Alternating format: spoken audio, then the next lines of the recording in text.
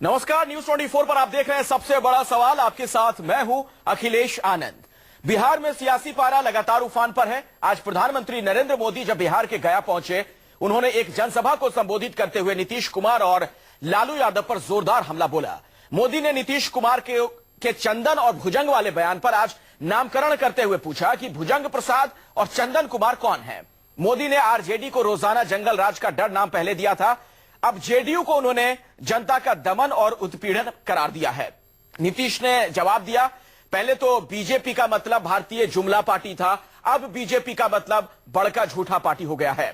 सवाल यह कि इस जुबानी जंग में जनता के मुद्दे कहां हैं? क्या बिहार चुनाव जुबानी जमा खर्चे के आसरे होगा या जनता से जुड़े मुद्दों की भी बात होगी?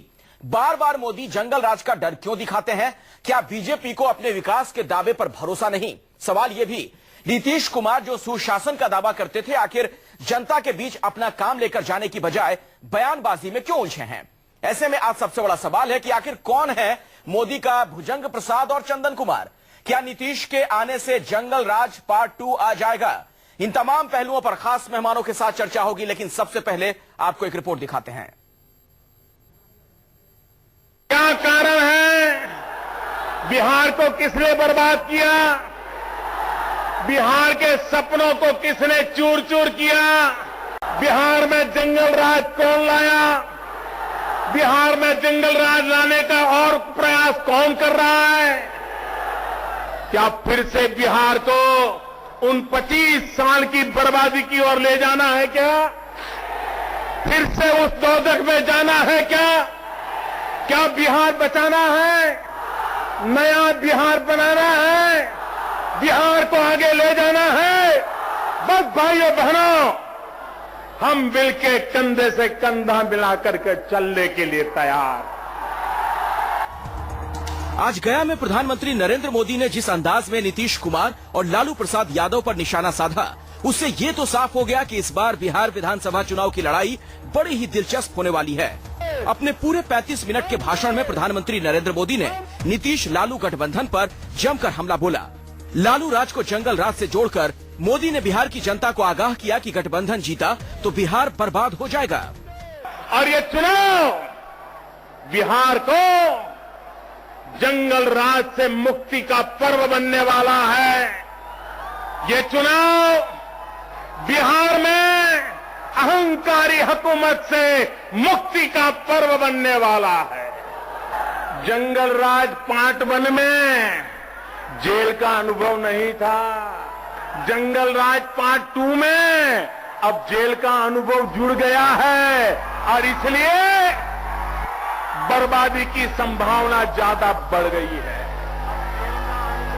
प्रधानमंत्री मोदी ने अपने भाषण में नीतीश के उस बयान पर भी तंज कसा जिसमें लालू जैसे साथियों के गठबंधन के सवाल पर चंदन विश्व व्यापत नहीं लिपटे रहत भुजंग का नीतीश कुमार ने जिक्र किया था। हालांकि नीतीश ने बाद में बीजेपी को भुजंग बताकर विवाद से किनारा कर लिया था, लेकिन आज उसी बयान का जिक्र कर प्रधानमंत्री मोदी ने बड़ा हमला कर दिया। ये नए भुजंग प्रसाद, नए चंदन कुमार, पता नहीं कौन किसको जहर पिला रहा है, कौन किसका जहर पी रहा है, लेकिन इतना मुझे पता है, चुनाव समाप्त होते ही ये जहर उगलना शुरू करेंगे और बिहार को बर्बाद करने में अब जंगल राज के साथ जहरीला वातावरण भी आने वाला है। उधर अपने ऊपर हमले से बौखलाए लालू ने भी पलटवार करते हुए यहां तक कह दिया कि मोदी घटिया भाषण दे रहे हैं और उनका मानसिक संतुलन बिगड़ गया है। ज्यों-ज्यों बिहार का इलेक्शन नजदीक आ रहा है, उनका मानसिक संतुलन खराब होते जा रहा है। प्रधानमंत्री के गरिमा को, स्तर को इतना गिरा दिया है उन्होंने कि लोग आज मजाक के रूप में नरेंद्र मोदी को देख रहे हैं। लालू के बाद मोदी के आरोपों का जवाब देने देर शाम नीतीश कुमार भी लाव लश्कर के साथ मीडिया के सामने आए। नीतीश ने पलटवार करते हुए मोदी पर आरोप लगाया कि मोदी बातें करते हैं, काम कुछ नहीं करते। शायद पता नहीं है कि अब बिहार बीमारू नहीं कहलाता, भूल गए और उस गया में भी आकर जो ज्ञान की भूमि है, मोक्ष की भूमि है, वहां आकर भी वो असत्य बोलने से बच नहीं सके। बिहार चुनाव से पहले बीजेपी जेडीयू में सियासी घमासान तेज हो गया है। मोदी इसी महीने बिहार में 2 रैली और करने वाले हैं, तो उधर जेडीयू आरजेडी ने भी कमर कस ली है। अब देखने वाली बात ये होगी कि चुनाव से पहले कौन बिहार की जनता के दिलों पर राज करता है। Bureau report, news 24। सवाल कई है, चर्चा की शुरुआत करते हैं, बातचीत की शुरुआत करें उससे पहले हमारे साथ जो तमाम खास मेहमान आज जुड़े हैं उनसे मैं आपका परिचय करवा दूं। भारतीय जनता पार्टी के वरिष्ठ नेता हैं, राष्ट्रीय प्रवक्ता हैं नलिन कोहली हमारे साथ जुड़ चुके हैं। जेडीयू के वरिष्ठ नेता अली अनवर साहब हमारे साथ मौजूद हैं। आरजेडी से अशोक सिंह जी हमारे साथ जुड़ चुके हैं। कांग्रेस के वरिष्ठ नेता प्रेमचंद मिश्रा जी से हम बातचीत करेंगे और साथ ही राकेश सिन्हा हमारे साथ जुड़ेंगे, संघ के विचारक हैं, उनसे भी हमारी बातचीत होगी। पहला सवाल नलिन कोहली साहब आपसे है और जरा दर्शकों को भी मैं बता दूं, रहीम का आप लोगों ने नाम सुना होगा। बहुत पहले उन्होंने एक दोहा लिखा था कि जो रहीम उत्तम प्रकृति का करी सकत कुसंग, चंदन विश्व व्यापत नहीं लिपटे रहत भुजंग। और जब ये दोहा उन्होंने लिखा होगा तो शायद रहीम ने तब ये सोचा भी नहीं होगा कि आने वाले कई दशकों के बाद बिहार चुनाव में साल 2015 में ये दोहा इतना प्रासंगिक हो जाएगा। नलिन कोहली जी, पहले तो आपसे मैं इस पर टिप्पणी चाहूंगा और बाकी जो हमारे साथ राजनीतिक दल के नुमाइंदे हैं उनसे भी जानना चाहूंगा। और जरा आप ही बताइए पहले कि ये चंदन कुमार और भुजंग प्रसाद हैं कौन? दोनों मित्रों से पूछ लीजिए, क्योंकि चंदन की बात जो है नीतीश कुमार जी कर रहे थे, भुजंग की बात ये सब जो है नीतीश जी कर रहे थे, तो कौन चंदन, कौन विश, कौन भुजंग, नहीं, इसकी चर्चा तो सबसे अच्छे और प्रासंगिक रूप से आरजेडी और आप लोगों के लिए कहा गया। आरजेडी, भुजंग आप लोग हैं बीजेपी। नहीं, ऐसा है, ये सब जो बातें हैं उनको बाद में कहने की आवश्यकता पड़ रही है, क्योंकि लालू जी की क्या पहला बयान इसमें प्रासंगिक है कि विष भी पीना पड़ेगा। तो विष पिए तो व्यक्ति या तो जहरीला हो जाता है या उस जहर को उसको उगलना पड़ता है। और उसके तुरंत बाद जो है कुछ दिनों बाद अपने नीतीश जी का ये बयान आया था, तो अब इसकी टिप्पणी जो है सब लोग समझ गए। अब प्रश्न उठता है तो इसका पूरा स्पष्टीकरण उनको देना चाहिए, क्योंकि नीतीश जी जो नायक बन रहे थे एक समय पर जंगल राज को समाप्त करने के लिए, हाँ। और जंगल राज के चलते या तो भ्रष्टाचार या भय का राज था 15 साल जो चला, उस भ्रष्टाचार और भय के राज को, जंगल राज को खत्म करने के लिए नायक के रूप में बहुत मेहनत की, भाजपा के साथ भी रहे। आज उस राज के चेहरे बनना चाहते हैं। बेस लालू प्रसाद जी का है और चेहरा वो बनना चाहते हैं। चलिए हम चर्चा आगे बढ़ाएं है तो ये प्रश्न उठता है। जी, अली अनवर साहब से भी इसी पर एक टिप्पणी लेना चाहूंगा। अली अनवर साहब, जब ये दोहा उन्होंने पढ़ा था नीतीश कुमार ने, जब उन्होंने लिखा था, ट्वीट किया था, चंदन विश्व व्यापत नहीं लिपटे रहत भुजंग, तो चंदन तो जाहिर तौर पर उन्होंने अपने लिए इस्तेमाल किया होगा कि वो चंदन है, कोई भी उनसे लिपटा रहे, चंदन के वो वृक्ष है, उन पर विष का कोई असर नहीं होगा। तो ये भुजंग कौन था? क्योंकि आज नरेंद्र मोदी साहब ने भी जिक्र कर दिया है, भुजंग प्रसाद अब वो एक कैरेक्टर ले आए हैं। नहीं, देखिए, वो तो नीतीश जी उसको साफ कर चुके हैं। आप लोगों ने उनसे भी पूछा था तो उन्होंने कहा कि जो लोग विष बमन करने वाले हैं, हाँ। जो लोग समाज में जहर फैलाते हैं, नफरत की राजनीति करते हैं, उनके लिए था, बीजेपी के लिए था कि जब उनसे भी हमारा समझौता हुआ परिस्थिति बस, तो हमने उनका रंग अपने ऊपर नहीं चढ़ने दिया। कोई सांप्रदायिक राजनीति नहीं की, समाज को बांटने की राजनीति नहीं की, धर्म और जाति की राजनीति नहीं की। आज जो मोदी जी जातवाद के खिलाफ बोलते हैं और अपने को पिछड़ा वर्ग का बताते हैं, अपने को अति पिछड़ा वर्ग का बताते हैं, कितना असली है कितना नकली है, लेकिन वो कहते हैं कि हम पिछड़ा वर्ग के हैं, उनके लोग प्रचार करते हैं कि हम पिछड़ा वर्ग के हैं। अभी आज गवर्नर भेजा तो गवर्नर की भी जाति बिरादरी बता रहे हैं। बताइए, गवर्नर होता है, उसकी जाति होती है कोई, प्रधानमंत्री होता है। लालू जी पर तो भड़क जाते हैं बीजेपी के लोग, लेकिन ये खुद अपने क्या कह रहे हैं, ये क्या है, लालू जी मंडल कहते हैं तो भड़क जाते हैं। तो ये बात तो सही ना है कि जब मंडल कमीशन आया था तो बीजेपी और कांग्रेस दोनों ने उसका समर्थन नहीं किया था, विरोध किया था।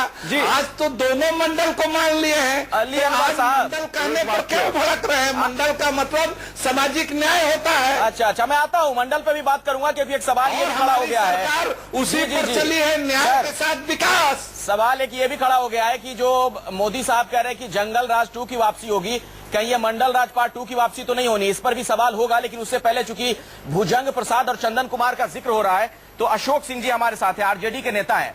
अशोक जी, नीतीश कुमार बार बार ये कह रहे हैं कि भुजंग प्रसाद वो बीजेपी को कह रहे हैं, लेकिन घूम फिर कर लालू प्रसाद जी की तरफ उंगली क्यों उठ रही है? कौन हुआ? आता हूं सर आपके पास, लेकिन आरजेडी का अशोक सिंह जी से नहीं, ये तो पता नहीं क्यों लालू प्रसाद के उन्होंने उस पहलू पे बोला था कि हमारे ऊपर जो भारतीय जनता पार्टी समाज में विष व्याप्त कर रही है, हम उसके साथ इतने सालों तक रहे, इतने सालों, लेकिन उनकी कुरीतियां, उनका विष हमारे ऊपर नहीं आया, ये उनका मकसद था। इसको लालू प्रसाद की तरफ ले जाने का कोई मकसद ही नहीं है। लालू प्रसाद तो भोले भंडारी हैं, वो तो ऐसे ही विष पिया करते हैं, और ये सावन का महीना है, वो विष पी लिए, ये भारतीय जनता पार्टी का विष पीकर नाश कर देंगे। अच्छा, मतलब वो नीलकंठ हो गए हैं, गरल को उन्होंने धारण कर लिया है अपने गले में, ये कह रहे हैं। बिल्कुल नीलकंठ। अच्छा। प्रेमचंद मिश्रा जी, जरा इसी पर एक टिप्पणी आपकी भी बनती है। भारतीय भुजंग प्रसाद और चंदन कुमार की जंग में आप लोग कहां हैं?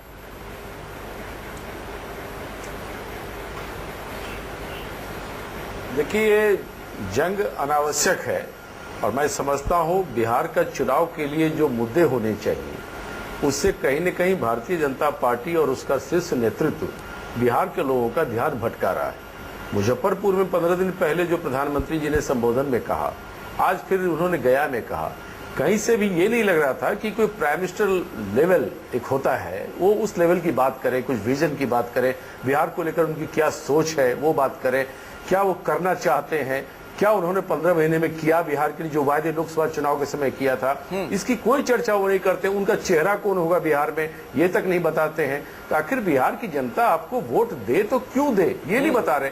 वो सिर्फ व्यंग्यात्मक टिप्पणियां करते हैं, सटैरिकल बात करते हैं अपने प्रतिपक्ष के नेताओं के प्रति में। तो क्या यह राजनीति का मुद्दा बनेगा बिहार में? ये सवाल है, सही सवाल है आपका। राकेश सिन्हा जी के बारे में बोल दीजिए, कांग्रेस के बारे में बोलिए। राकेश सिन्हा जी, आप विचारक हैं, राष्ट्रीय स्वयंसेवक संघ के विचारक हैं, जरा मुझे ये बताइए, उन्होंने ये जो चर्चा हो रही है ना बार बार, भुजंग प्रसाद, चंदन कुमार और तमाम तरह की बातें कही जा रही हैं, इससे एक सवाल खड़ा होता है, बड़ी तस्वीर ये नजर आती है, चाहे बीजेपी हो, आरजेडी हो, कांग्रेस हो या फिर जेडीयू हो, तमाम दल हो, ऐसा लगता है कि मुद्दों से ध्यान भटकाने के लिए, जनता का ध्यान मुद्दों से भटका दिया जाए, इस तरह के जुमलों का इस्तेमाल बार बार हो रहा है। इससे जनता का क्या फायदा होना है? कौन चंदन कुमार है, कौन भुजंग प्रसाद है, इससे क्या होगा? सर, नेतृत्व कौन करता है ये बड़ा सवाल है, और भुजंग प्रसाद कौन है यह पूछने के लिए विश्वविद्यालय परिसर में जाने की आवश्यकता नहीं है। बिहार में किसी बच्चे से, किसी गृहिणी से पूछिए कि ये भुजंग प्रसाद कौन है, तो उसका उत्तर मिल जाएगा। जो उत्तर आपके मन में है वही उत्तर मिलेगा। लालू प्रसाद के अलावा बिहार में कोई भुजंग प्रसाद नहीं है। लेकिन मैं दो बातें यहाँ कहना चाहूंगा। अभी अली अनवर साहब कह रहे थे, समाज सांप्रदायिक सद्भाव की बात कर रहे थे। भागलपुर दंगे पर नीतीश कुमार ने जो आयोग बनाया था, उस आयोग ने रिपोर्ट दे दी है, और आयोग ने साफ तौर पर कहा है कि कांग्रेस की तत्कालीन सरकार इस दंगे के लिए जिम्मेदार थी। उसी कांग्रेस के साथ अलायंस बनाकर इस सामाजिक सद्भाव की बात कर रहे हैं। किसकी बात कर रहे हैं? उस दंगे की रिपोर्ट, दंगे के लिए आयोग आपने बनाया, रिपोर्ट आपकी सरकार के दौरान आया, आप कोई राजनीतिक आरोप नहीं लगा सकते हैं। आप क्या कार्रवाई कर रहे हैं? कांग्रेस की निंदा कर रहे हैं क्या? उस समय के मुख्यमंत्री सत्येंद्र नारायण सिंह की निंदा करने के लिए तैयार हैं क्या? राकेश जी, कहना चाह दूसरी एक और बात में, एक छोटी सी बात मैं पूरा कर लूं, छोटी सी। देखिए, जातीय ध्रुवीकरण की बात, ये आप गलत बयानी कर रहे हैं भागलपुर दंगे के रिपोर्ट को लेकर। भागलपुर दंगे को लेकर एक जांच आयोग, मेरी बात जस्टिस आर्यन प्रसाद, मेरी बात तो पूरी नहीं सुनिए, प्रेमचंद जी, मेरी बात होनी दीजिए। भी रिपोर्ट प्रेमचंद जी, आप इसके बाद बोलेगा, मेरी बात पूरी होनी आर्यन प्रसाद के रिपोर्ट। प्रेमचंद जी, आप इसके बाद बोलिएगा। मैं हस्तक्षेप नहीं कर रहा था। तो डिबेट ही नहीं हो पाएगा, ये तो क्यों धैर्य खो रहे हैं? डिबेट को खराब करने में लगी हुई है। आपने गलत, राकेश जी बोल रहे आप धैर्य मत खोइए, धैर्य मत खोइए। आर्यन प्रसाद आयोग की रिपोर्ट को धैर्य मत खोइए। मेरे और परसों जो मैं गलत बोलूंगा, मैं माफी मांग लूंगा। कहीं कांग्रेस का, आप मेरी बात सुन लीजिए, बारी बारी सुनिए, बारी बारी से। प्रेमचंद जी, आता हूं आपके पास। राकेश सिन्हा जी, आप प्रेमचंद जी धैर्य मत खोइए। जी, बारी बारी से। प्रेमचंद जी, मैं आता हूं, आप अपनी बात रखिएगा। प्रेमचंद मिश्रा जी, राकेश सिन्हा को अपना वक्तव्य खत्म करने दीजिए। राकेश जी, छोटे में। अखिलेश जी, एक बात मैं एक बिहार के संदर्भ में बात करना चाहता हूं।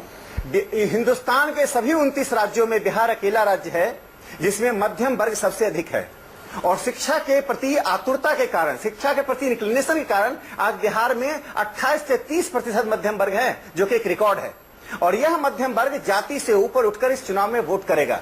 आप जातीय समीकरण को तोड़ने के लिए यह मध्यम वर्ग भारतीय जनता पार्टी को सबसे अगर ऐसा है तो मुख्यमंत्री जी अपनी प्रधानमंत्री जी अपनी जाति की राकेश सिन्हा जी थोड़ा कंफ्यूजन है। एक मिनट क्यों अली अनवर साहब एक मिनट राकेश जी जरा ध्यान कीजिए। जो बयान दिया अमित शाह ने, उन्होंने विकास पुरुष मोदी को ओबीसी पुरुष क्यों बना दिया फिर? हाँ, इसका कारण ठीक यही हम पूछ रहे हैं। राकेश जी इसका जवाब दें। आप सुन लीजिए, मैं बता रहा हूं।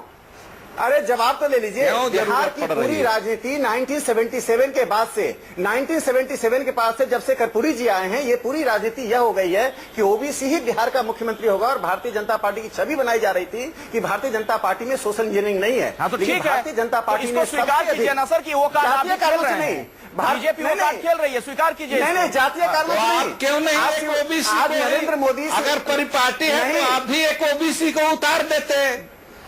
आप क्यों नहीं? नरेंद्र मोदी, शिवराज सिंह चौहान, उमा भारती ये जातीय कारणों से आगे नहीं बढ़े हैं। नाम बताइए।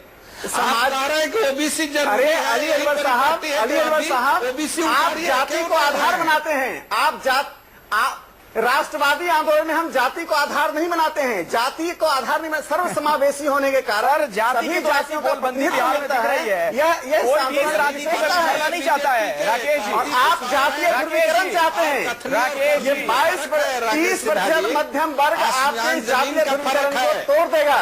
राकेश जी ठीक है, कहने के लिए बातें बहुत अच्छी है। अली अनवर साहब एक मिनट। अली अनवर साहब, राकेश सिन्हा जी बातें भले जो भी कहें, लेकिन बीजेपी भी ऐसा लगता है कि जाति कार्ड के मामले में पीछे नहीं है। दोनों तरह से, एक तरफ ना सिर्फ मोदी साहब को बता दिया जाता है ओबीसी, दूसरी तरफ जरा आप गोलबंदी देखिए, उपेंद्र कुशवाहा है, रामविलास पासवान है, जीतन राम मांझी है। ये जो पूरा इक्वेशन तैयार किया जा रहा है, ये समीकरण किस लिए आखिर? बिल्कुल सही। अली अनवर जी, आप ही से मेरा सवाल इस पर नहीं बोलेंगे राकेश जी। वही हम कह रहे हैं कि बीजेपी यही कर रही है। समाज में जो लोग हाशिए पर हैं, बीजेपी यही कर रही है जातिवाद का। ये यदुवंशी का नारा देते हैं। एक राज्यपाल की नियुक्ति को लेकर नीतीश कुमार ने जो किया है वो शर्मनाक बात है। राज्यपाल की जाति के ऊपर नीतीश कुमार ने सवाल खड़ा कर दिया है।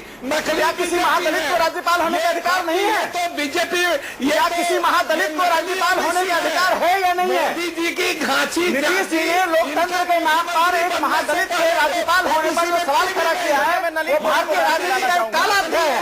बन रहे हैं। एक मिनट सर, महादलित पे सवाल नहीं, प्रचार पे सवाल खड़ा किया। आराम से बात करते हैं। अपना पक्ष तमाम नेता बात कर तो कोई जाति नहीं है, ये नलिन की जाति के हैं और उन्हीं का भला सोचते हैं। एक मिनट, नलिन कोहली हमारे साथ एक बार फिर से जुड़ गए। नलिन कोहली साहब, चर्चा को हम थोड़ा आगे बढ़ाते हैं। जाति है, ठीक है। अली अनवर जी, आपकी बात हो गई। नलिन कोहली साहब, ये बार बार आप लोग जंगल राज का डर क्यों दिखा रहे हैं? बता रहे हैं। ठीक है अली अनवर जी, हो गई वो बात। चर्चा को आगे बढ़ाते हैं, क्योंकि मोदी साहब जितने भाषण दे रहे हैं बिहार में जाकर, उसमें जंगल राज का वो जरूर जिक्र कर रहे हैं। नलिन कोहली जी, क्या आप लोगों को अपने विकास के काम पर या फिर जो आपने शासन किया केंद्र में उस काम पर भरोसा नहीं? बार बार ये जंगल राज का डर क्यों दिखाया जा रहा है बिहार की जनता को? अच्छा सवाल है। ये दो गवर्नेंस मॉडल्स की तुलना है। एक मॉडल है जहां पर विकास प्रासंगिक है और सर्वश्रेय, और दूसरी तरफ जहां पर भय और चारा घोटाला जैसे बड़े बड़े घोटाले हुए थे। तो ये जो है पुराना मॉडल है। जो आरजेडी को हटाया गया था, जो पूरी लड़ाई हुई थी बिहार में, जो बड़ी ऐतिहासिक लड़ाई मानी जाती थी, क्योंकि 15 साल से सत्ता में थे, नीतीश जी भी उसमें लगे थे, भाजपा बहुत देर से लगी हुई थी, उसको हटाया गया था इसी के लिए कि बिहार को मुक्त कराया जाए जंगल राज से। अब आप देख लीजिए कि आज के दिन अपने आप को विकास पुरुष के नाम में लगातार नीतीश जी प्रस्तुत कर रहे थे, और जा कहां रहे हैं? जंगल राज के नायक के साथ मिलकर उसको वापस लाने के लिए। मोदी जी विकास की बात कर रहे हैं, लेकिन लोग उस एक वाक्य पे रह रहे हैं। क्या उन्होंने शिक्षा की बात नहीं की? 4000 करोड़ आम बिहारी व्यक्ति, बच्चा, युवा जो है खर्च करता है। यदि वो बच जाए तो बिहार के लिए वो फायदेमंद नहीं है। 24,000 तो इंजीनियरिंग कॉलेज की सीट जो है सिर्फ हिमाचल वही कह रहा हूँ, उन्होंने बताया बिहार में 25। तो ये बातें हैं जो आगे बढ़िए काम किया है, बिजली की बात की, जैसा कि आप गिनवा रहे सारी हैं, रखिए। ये लेकर आप जनता के बीच पहुंचिए। नेगेटिव कैंपेन आप लोग क्यों कर रहे हैं? क्यों नेगेटिव कैंपेन? पहले तो आदमखोर राज्य मध्य प्रदेश। मैं अपनी बात, एक मिनट में पहले बात खत्म कर दूं, मैं पहले खत्म कर लूं, नहीं तो ये चर्चा बनेगी नहीं। वो आप अली अनवर जी, मैं उसको बदतमीजी मानता हूं कि मैं शांति से सुनूं और आप बीच में बोले। कि तो मैं आप अपने जंगल राज का एक उदाहरण और प्रमाणित कर रहे हैं। दूसरा व्यक्ति बोल रहा है तो उसको बंद करा दो बोलना। अरे आप अपनी बात रखिए, मुझे अपनी खत्म तो करने दीजिए। किसने रोका है आपको? अब आइए दूसरी बात पे, ये भय दिखाने की बात नहीं है। सत्य मैं फिर बोल रहा हूं, फिर वही अली अनवर साहब कर रहे हैं, फिर वही आगे वापस। मतलब क्या बोलना ही भी बंद कर देंगे? जंगल राज का ये एक और उदाहरण है कि व्यक्ति को बंद कर दीजिए ताकि बोले नहीं, सत्य ना निकले। सत्य बोलना, आपके सत्य के आधार पर जो सत्य है आगे रखना, आगे रखना, वो सब जो है गलत है। अरे ठीक है, मुझे ऐसा है, मेरी कोई व्यक्तिगत लड़ाई नहीं है अलवी अनवर साहब के साथ, ना उनकी मेरे से। लेकिन जब कोई व्यक्ति बोल रहा है तो एक थॉट प्रोसेस है, उसे इंटरप्ट करे तो कोई शोभा किसी को नहीं देती। मैं करूं तो मुझे भी नहीं शोभा। 20 सेकंड में खत्म। तो इसीलिए मैं बात जो खत्म कर रहा हूं, एक वाक्य तो इसमें आप भी उचित बात देख लीजिए कि बिहार में आज उन्होंने कहा कि बीमारू राज्य पे क्यों प्रश्न उठा रहे। बिहार, मध्य प्रदेश और राजस्थान आगे बढ़ गए। अगर बिहार बीमारू राज्य के रूप में नहीं है तो नीतीश जी स्पेशल पैकेज की बात इतने दिनों से क्यों करते जा रहे हैं? भाई आप इस बात को स्वीकार रहे कि बिहार में कमी है और विकास लाने की आवश्यकता है, और विकास लाने के लिए जब आरजेडी का साथ लेंगे आप तो स्पष्ट हो जाएगा कि विकास छोड़कर सब आपकी राजनीति के लिए है। लेकिन अली अनवर साहब, ऐसा क्यों हुआ कि 8.5 साल आप लोग बीजेपी के साथ भी रहे तब भी बिहार का कोई विकास नहीं कर पाए? अगर बीजेपी का मतलब विकास है तो। हाँ, ये पते की बात आपने कही। आज मोदी जी ने भी यही कहा है और यही उलट करके हम कोहली साहब से पूछना चाहते हैं कि आपने जो कहा कि 15 साल लालू जी का गिन लिया, 10 साल हमारे में गिन लिया, कहा कि 25 साल से जंगल राज चला रहा है, तो भैया उस जंगल राज में 8.5 साल तो आप भी शरीक थे। तो ये सवाल जो हमसे पूछ रहे हैं ये कोहली जी से पूछना चाहिए। मोदी जी से तो कोई आज तक पत्रकार 14 महीने में सवाल पूछा नहीं। वो तो वन वे ट्रैफिक है, वो एक तरफा मन की बात करते हैं, एक तरफा आप लोग भी पूरा उनका लाइव टेलीकास्ट करते हैं और कोई भी ना सर, ऐसा नहीं के सवाल का जवाब कोई लाइव टेलीकास्ट नहीं होता सर। आप लोग कुछ बात कहते हैं तो हम दिखाते हैं। ये आपके माध्यम से हम कोहली जी से ही पूछते हैं। जी सवाल। हाँ, लेकिन एक सवाल, हाँ एक सवाल तो आज ये भी खड़ा हो गया है, ये जो जेल के अनुभव वाली बात आज कह दी मोदी साहब ने, उससे एक सवाल खड़ा हो गया क्योंकि नीतीश कुमार ने ये कह दिया है जवाब में कि जेल का अनुभव और उसका फायदा लेने के लिए क्या अमित शाह को अध्यक्ष बनाया गया बीजेपी में। ऐसा लगता है इस बार बिहार के चुनाव में मुद्दे गौण हैं, मुद्दे गायब हैं और ज्यादातर जुबानी जमाखर्ची तमाम पार्टियां कर रही हैं। आज भी प्रधानमंत्री मोदी जब बिहार पहुंचे जनसभा को संबोधित करने के लिए, रैली को संबोधित करने के लिए, इस दौरान वो इशारों में नीतीश कुमार और लालू यादव पर हमले करते रहे। एक खास बात यह रही कि एक तस्वीर यह नजर आ रही है कि मोदी साहब ने लगता है नीतीश कुमार की कमजोर नब्ज को पकड़ लिया है। आज भी उन्होंने लालू यादव पर हमला करते हुए लालू यादव के शासनकाल को जंगल राज कहा। जंगल राज का वो भय दिखा रहे हैं कि कहीं नीतीश कुमार एक बार फिर से मुख्यमंत्री बने तो जंगल राज की वापसी इसी बहाने तो नहीं हो जाएगी बिहार में।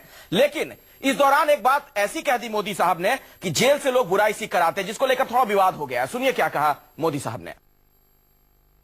भाइयों बहनों, लेकिन अगर जंगल राज पार्ट 2 ये अगर आया फिर तो सब बर्बाद हो जाएगा।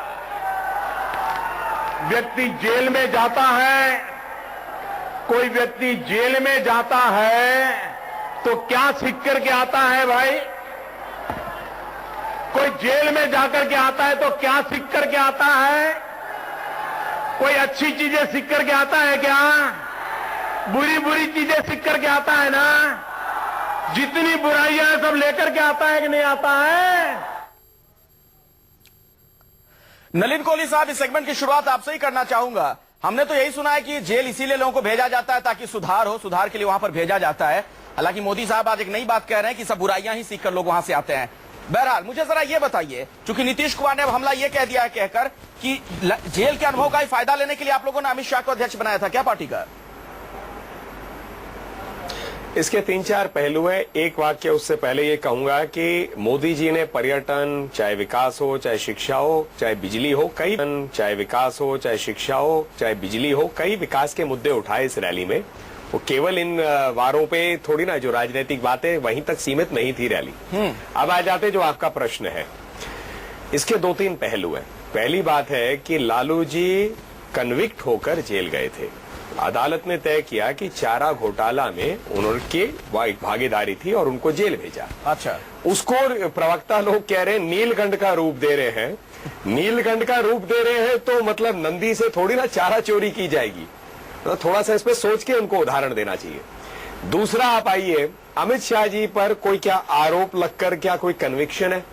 दुरुपयोग हुआ, हम सब समझते हैं। गुजरात के बाद एक लंबी प्रक्रिया थी, किसी ना किसी तरह मोदी जी हो, अमित शाह जी हो, सब पर किसी ना किसी तरह दबाव लाकर कुछ ना कुछ, कहां पर कोई सबूत हो ना हो, किसी तरह उनको करे। अंतिम क्या हुआ? अंतिम निर्णय कोर्ट का रहा है। अच्छा, अब आइए तीसरी बात, जेल में सुधार की बात जो आप कह रहे हैं, निश्चित तौर से जेल में जो व्यक्ति सुधार की मंशा से जाता है वो व्यक्ति सुधार के आ भी सकता है, बहुत ऐसे निकले। दूसरी तरफ है, ऐसे भी उतने उदाहरण आपको मिलेंगे कि जो व्यक्ति सुधार की मंशा ही नहीं रखता है वो व्यक्ति जेल में जाकर और अपने लिंक्स बनाकर बाहर आकर क्राइम को बढ़ाता है। मतलब लालू यादव जी की आप कह रहे हैं कि मैं एक मिनट खराब कर लूं, इसके लिए कह रहे हैं कि लालू यादव मैं पहले जेल कुछ नहीं आया। मैं आ रहा हूं। अब मैं आखिरी बात पे आ रहा हूं। यदि लालू प्रसाद यादव जी को लगता है कि ये चारा घोटाला सब गलत है तो वो कहते हैं मुझसे गलती हो गई भाई, मुझे माफ कर दीजिए, मैंने चारा घोटाला किया था, एक जंगल राज था। लेकिन उस बात पे नहीं, उनके तो प्रवक्ता कहते कि बहुत उदाहरण अच्छा था उनका 15 साल का शासन का। चलिए और जब नीतीश जी उनके साथ जुड़ते हैं तो प्रश्न उन पर उठता ही है कि क्या जंगल राज को बढ़ावा दे रहे हैं वो? अली अनवर साहब, जेल जाने की बात को लेकर जो आप लोगों ने कह दिया कि क्या अमित शाह के अनुभव का फायदा लेने के लिए पार्टी ने उन्हें अध्यक्ष बनाया, नलिन कोहली कह रहे हैं कि दोनों मामला अलग अलग है, उसको जोड़िए मत, जो अमित शाह गए थे और जो लालू यादव गए जेल। नहीं, देखिए, कोहली जी में अमित शाह में भी फर्क है। आप गौर से देखिए कोहली जी क्या कर रहे हैं, उन्होंने क्या कहा मोदी जी। वो पूछ रहे हैं कि कोई सुधर के आता है क्या, सब दुर्गुण लेके आता है ना? ये कह रहे हैं कि नहीं, जिसकी मनसा हो वो सुधर के भी आ सकता है। तो दोनों में फर्क है। बात वो नहीं है, बात ये है कि प्रधानमंत्री हमारे जो है स्तरहीन बात कर रहे हैं, उनको गंभीर होना चाहिए, उनको उत्तेजना में नहीं आना चाहिए, उनको व्यक्तिगत टीका टिप्पणी में नहीं पड़ना चाहिए। ये 14 महीना में क्या किया है, क्या वादे किए थे, क्या काला धन आया, क्या किसानों को उनकी लागत मूल्य का 1.5 गुना समर्थन मूल्य मिला, क्या हर साल 2 करोड़ लोगों को जो रोजगार युवाओं को देना था वो इस 14 महीने में उसका कुछ हिस्सा मिला, क्या 15 लाख रुपया जो आना था हर खाता में वो आया? उन्होंने जो वादे किए थे, जिस पर लोग उन पर फिदा हो गए, उनके झांसे में आ गए, उसका कुछ पूरा किया कि नहीं, ये बताना चाहिए। इसलिए लोगों का ध्यान बटाने के लिए अनवर साहब पटांगबाज व्यक्तिगत आक्षेप की बात ये बोल रहे हैं। चलिए, लेकिन एक बात ये भी है ना कि आप लोग भी कहीं ना कहीं अगर इसको ट्रैप मानते हैं मोदी साहब का तो उसमें फंस रहे हैं। इससे भी जवाब तो आप लोग भी दे ही रहे हैं, आप भी अपना काम लेकर जाइए, इग्नोर कीजिए उन बातों की बात करनी चाहिए। हाँ, चलिए मैं अशोक सिंह जी से अब सवाल पूछूंगा, आरजेडी के नेता हमारे साथ हैं। आता हूं नलिन जी उसके बाद आपके पास। अशोक सिंह जी, कहीं ऐसा तो नहीं है कि आप लोग नीतीश कुमार का खेल खराब कर रहे हैं? लालू यादव कहीं फजीयत तो नहीं बन रहा है नीतीश कुमार के लिए? काहे के लिए हम बड़ी देर से बहस सुन रहे हैं। कोहली साहब बोल रहे हैं जंगल राज था और जेल में प्रधानमंत्री जी को इन लोगों को सुझाव देना चाहिए कि वो देश के प्रधानमंत्री हैं, बीजेपी पद और गरिमा के अनुरूप बोलना चाहिए। अपने ही जेलों का, अपने ही देश का वो अपमानित काम कर रहे हैं और जंगल राज की बात करते हैं। लालू का कौन सा जंगल राज था? लालू ने गरीबों को, किसानों को, अकलियत के लोगों को, दलितों को एकजुट करके इस बिहार में सम्मान और स्वाभिमान दिलाने का काम किया, उसको जंगल राज कहा जाता है। तो नीतीश कुमार ने क्यों कह दिया था? उसको जंगल राज कहा जाता है। नीतीश कुमार ने फिर क्यों कह दिया था सर? नीतीश कुमार की तो पूरी लड़ाई लालू यादव के विरोध से शुरू होती है।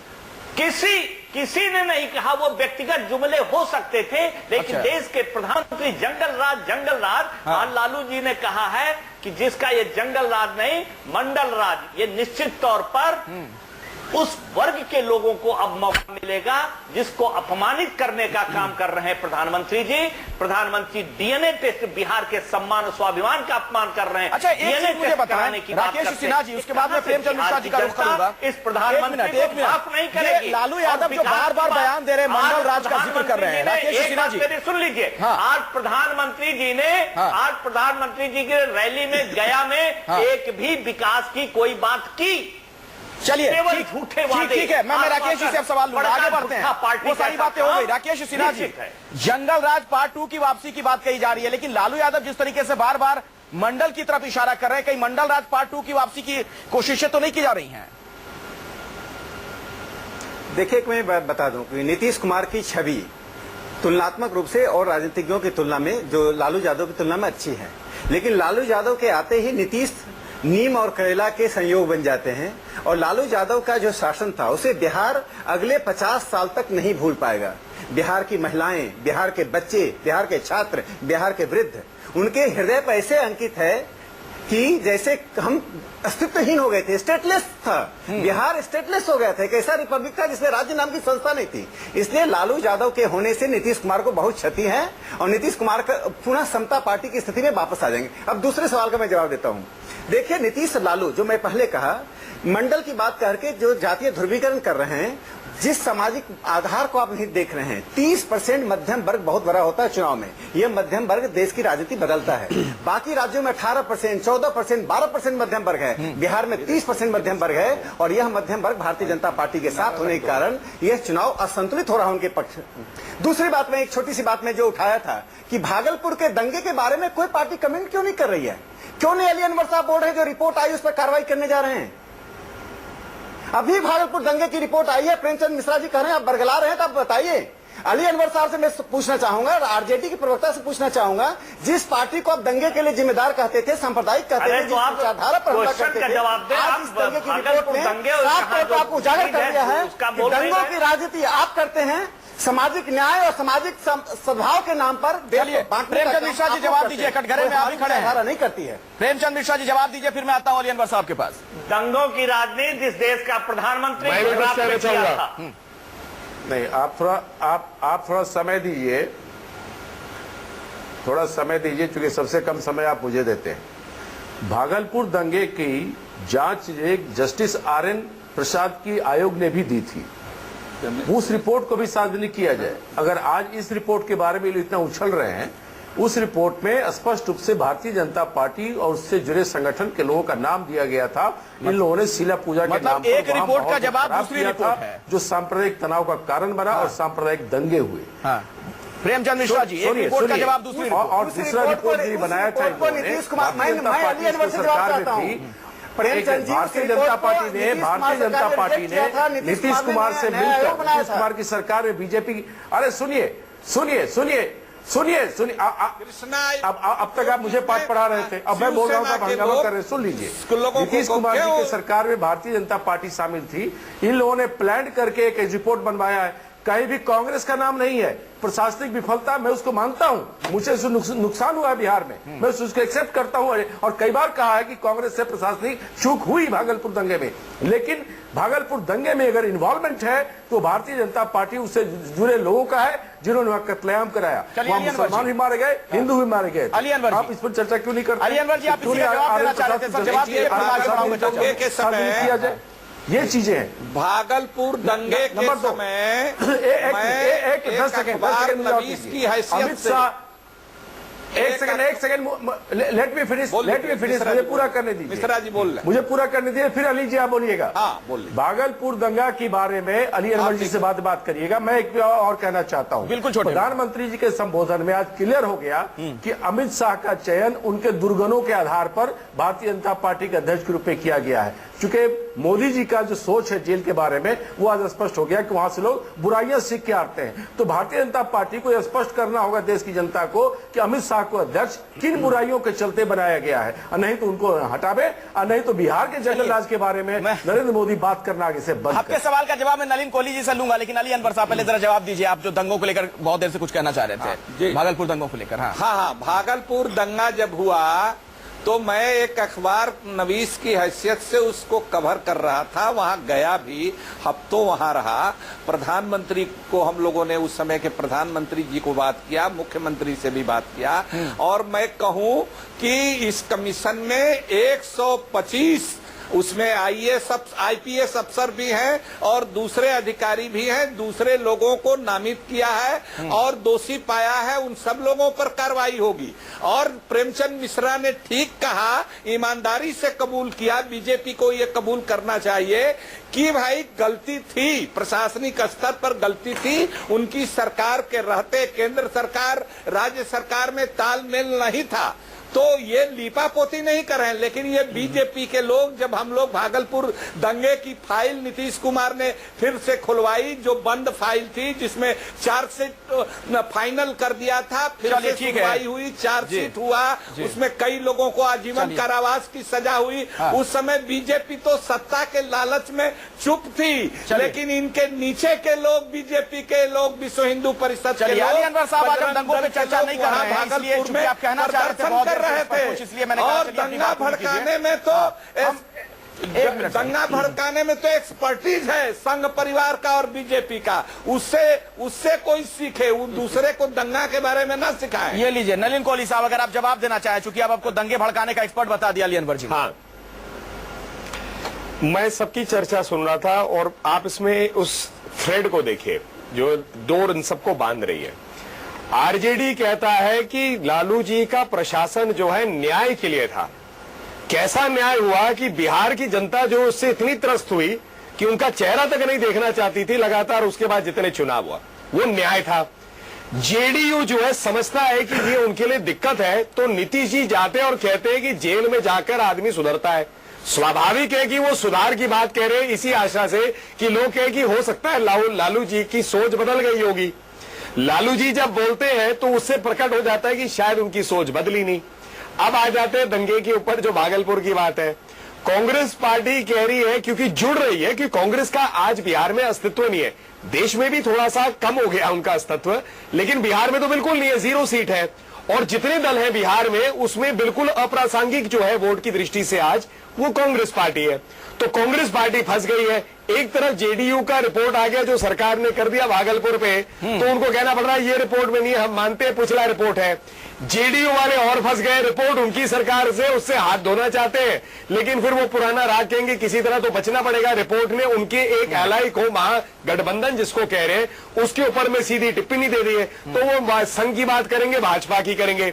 और इससे स्पष्ट हो जाता है कि जितनी ये पार्टियां हैं इस महा अलायंस में, ये सब जो है बिहार के मुद्दों से भागकर देश के मुद्दों पे बोलना चाहते हैं, अलग राज्यों के मुद्दों पे बोलना चाहते हैं। क्योंकि जब जब बिहार के मुद्दे आएंगे तो लालू प्रसाद जी के जंगल राज को याद किया जाएगा और उसके चेहरे जो है नीतीश जी को उसके साथ जोड़ा जाएगा। नहीं, लेकिन एक चीज बताइए आप नलिन कोहली साहब, आपने इतनी बातें तो कह दी, लेकिन क्यों इस बार हम लोग देख रहे हैं, मोदी साहब जब व्यापम का नाम लिया, आपने मध्य प्रदेश का उदाहरण नजर आती है। एक मिनट प्रेमचंद मिश्रा जी, मुझे अपनी बात करने दीजिए। एक खास बात मोदी साहब के कैंपेन में नजर आती है, नेगेटिव कैंपेन इस बार ज्यादा कर रहे हैं। लालू यादव पर आप हमला करते हैं, नीतीश कुमार पर हमला करते हैं, नीतीश कुमार के जिले में गड़बड़ियां बता देते हैं, राजधर्म का उसके बारे में नहीं बोल रहे हैं। एक मिनट नलिन कोहली साहब, राजधर्म की तीन सवाल है, मोदी जी को 3 सवाल है। मैंने सुन ली बात आपकी अली जी, भगवान की कृपा से मैं बहरा नहीं हूं, मैंने सवाल सुन लिया। तीनों मैं प्रश्नों का एक एक करके जवाब करता हूं। आपने राजधर्म की बात की और आप एक बार फिर से प्ले कर दीजिए, यूट्यूब पे उपलब्ध है, कई उपलब्ध है, कितनी तारीफ नीतीश जी ने उस राजधर्म के कमेंट के बाद एक मंत्री की हैसियत से 2002 की सरकार में गुजरात में जाकर मोदी जी जिस मंच पे थे, मोदी जी की कितनी तारीफ की। आज उससे भी भागना पड़ेगा आपको।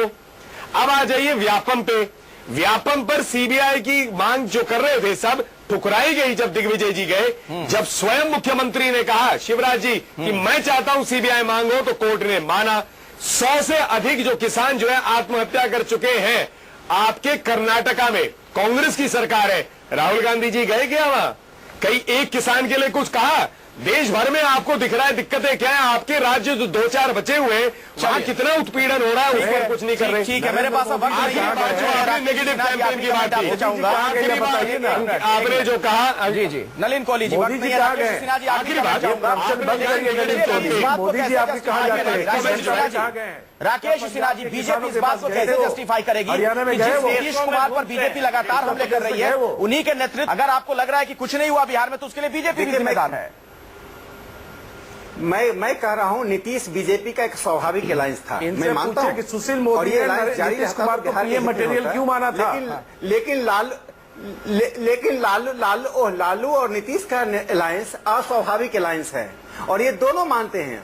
कब नीतीश छोड़ देंगे, कब लालू छोड़ देंगे, दोनों को पता है। दोनों ने जनपत्री बना रखी है इस अलायंस की। मैं बता रहा हूं बिहार में मोदी चक्रवात आ गया। रामविलास कब छोड़ेंगे, आपको इसकी चिंता है? आपको छोड़ने के लिए तो राकेश सिन्हा जी तीनों उपेंद्र कुशवाहा कब छोड़ दें ये भी नहीं पता है। ये जीतन राम मांझी कब तक साथ रहेंगे। राजनीति तो तमाम संभावनाओं का खेल है। बहुत बहुत शुक्रिया।